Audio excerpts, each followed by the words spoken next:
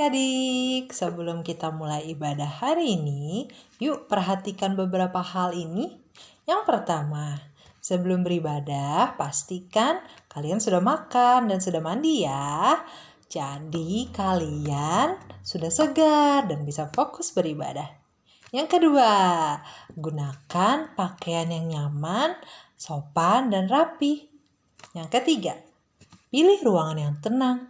Yang keempat, terakhir, persiapkan hati dan pikiran untuk beribadah. Ingat ya, meskipun ibadah kita dari rumah, tapi Tuhan Yesus tetap ada bersama kita loh. Selamat beribadah. Mari adik, selamat datang di ibadah anak kelas 2 GBI Cimanggis. Hari ini Kak Rahel senang sekali bisa beribadah lagi nih. Pertolongan Tuhan juga selalu ada buat kita dari hari Senin, Selasa, Rabu, Kamis, Jumat, sampai di hari Minggu ini. Karena itu kakak mau ajak adik-adik semua untuk sama-sama yuk. Kita mau memuji Tuhan, kita mau menyanyi buat Tuhan, dan kita mau menyembah Tuhan. Yuk sekarang kita mau berdoa dulu ya. Lipat tangannya, tutup matanya, kita mau angkat hati kita buat berdoa untuk beribadah hari ini. Yuk.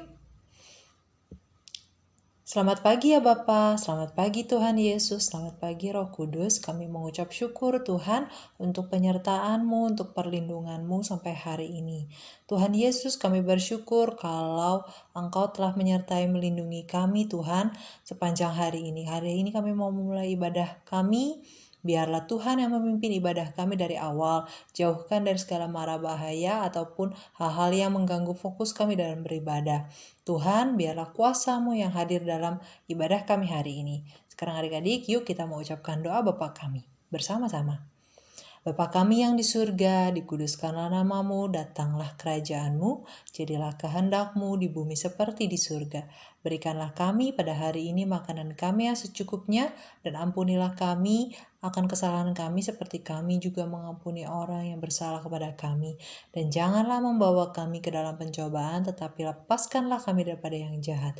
Karena Engkau-lah yang mempunyai kerajaan, kuasa, dan kemuliaan sampai selama-lamanya. Sama-sama kita katakan, amin. Ini kita mau sama-sama memuji, menyembah Tuhan. Siapa yang sudah siap? Angkat tangannya. Iya, tapi kayaknya nih kita mau tepuk Yesus dulu ya sama-sama yuk. Yuk, bangkit berdiri semuanya. Yuk, bangkit berdiri. Masih ingat kan tepuk Yesus kayak gimana? Masih dong. Yuk, sekarang dalam hitungan ketiga kita mau tepuk Yesus sama-sama ya. 1, 2, 3. Tepuk Yesus. Yes. Sus. Yesus. Yes. Kurang semangat nih. Sekali lagi ya biar kita tambah semangat. Yuk. 1, 2, 3. Tepuk Yesus. Yes. Sus. Yesus. Yes. Lanjut lagi sama-sama. Yes. Oke, sekarang kita mau sama-sama memuji, menyembah Tuhan.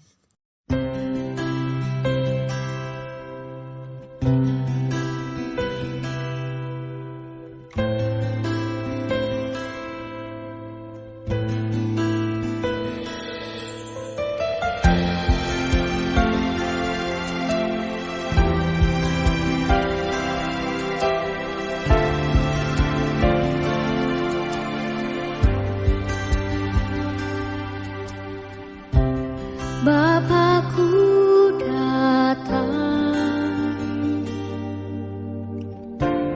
menyembahmu di sini. Ku percaya Kau ada bagiku.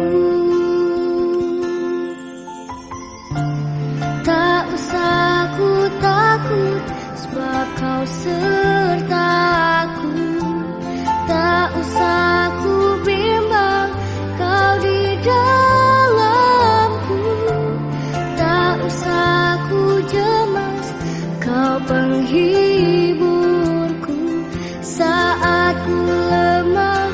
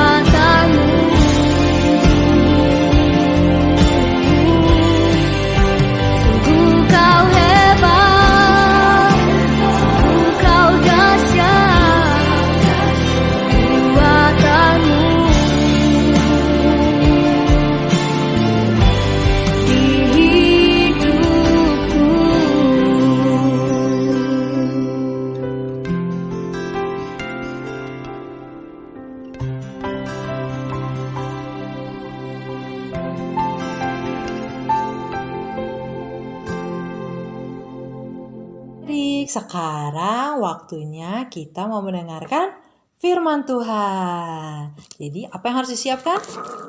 Alkitab, betul. Apalagi? Buku tulis. Apalagi? Alat untuk menulis. Dan yang paling penting kita mau siapkan telinga, pikiran, dan hati kita untuk sama-sama menerima kebenaran firman Tuhan. Yuk sama-sama kita menaikkan pujian ini ya.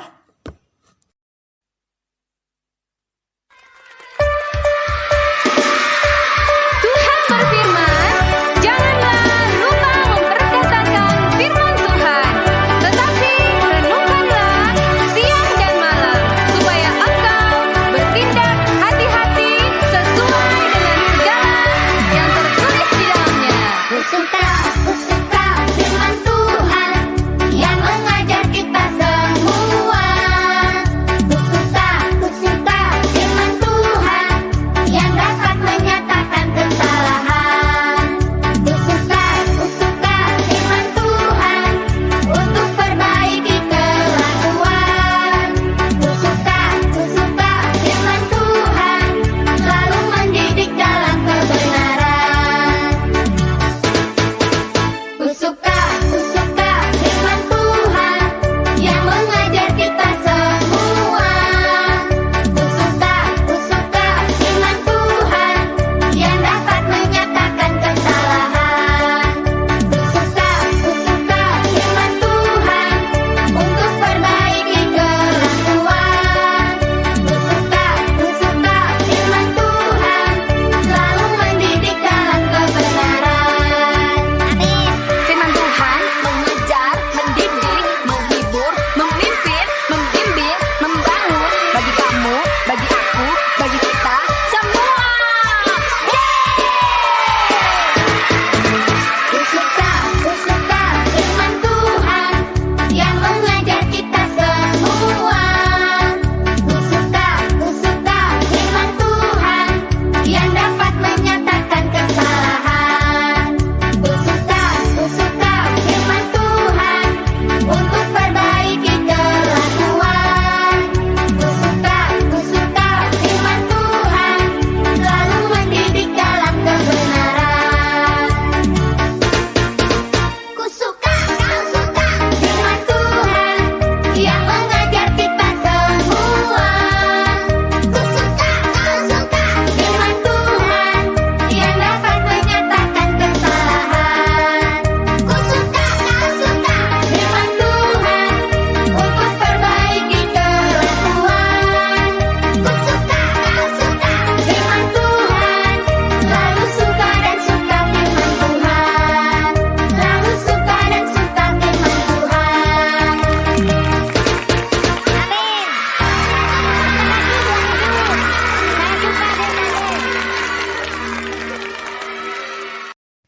Yuk kita satu di dalam doa ya.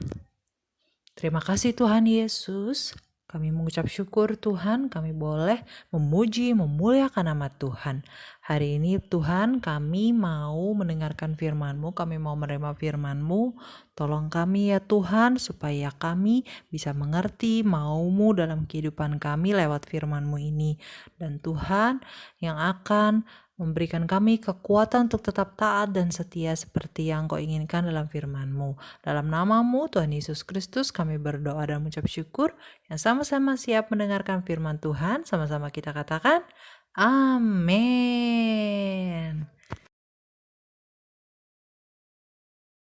Kelaparan melanda Israel. Elimelech, Naomi, dan putra-putra mereka pergi ke Moab mencari makanan. Elimelech wafat di sana. Anak-anaknya menikahi wanita Moab, yaitu Orpa dan Rut. Lalu kedua putra itu meninggal juga.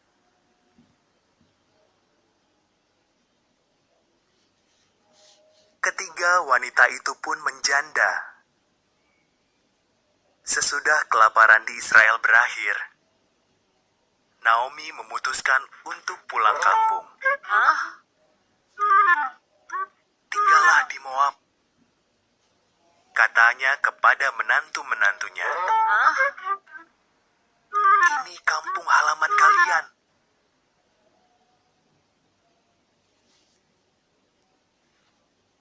Orpa tetap di Moab.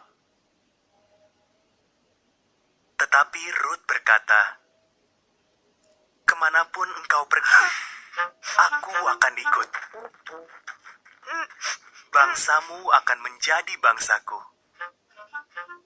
Tuhanmu akan menjadi Tuhanku. Maka Rut bersama Naomi kembali ke Israel.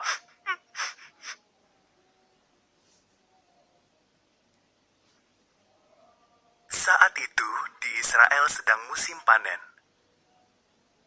Naomi menyuruh Rut memungut bulir-bulir jelai yang tersisa di ladang.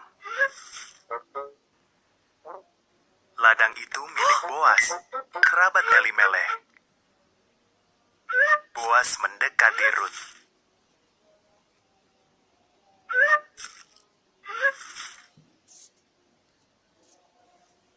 Kau amat baik hati pada Naomi, kata Boas.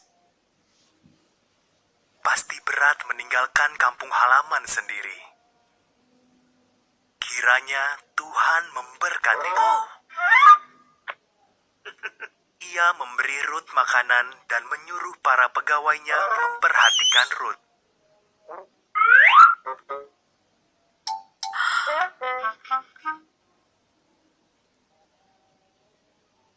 Rut menceritakan ini kepada Naomi. Naomi tersenyum. Waktu seseorang meninggal, kerabat terdekatnya harus mengurus keluarganya. Kerabat ini harus menebus mereka. Boas adalah kerabat penebus kita. Tetaplah di dekatnya.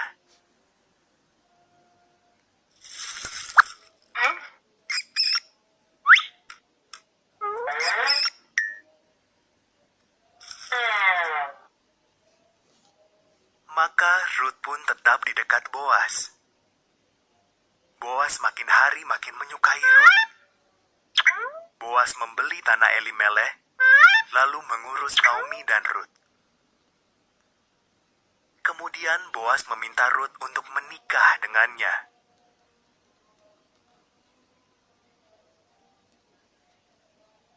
Lalu Rut melahirkan anak laki-laki bernama Obed.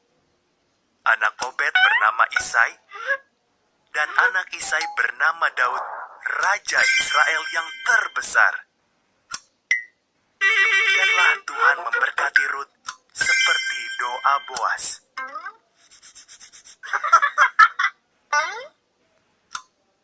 Oke adik-adik, sudah saksikan videonya? Nah, kakak mau tanya, ada tokoh siapa aja tadi di videonya? Yang pertama, ya ada tokoh Naomi. Kedua,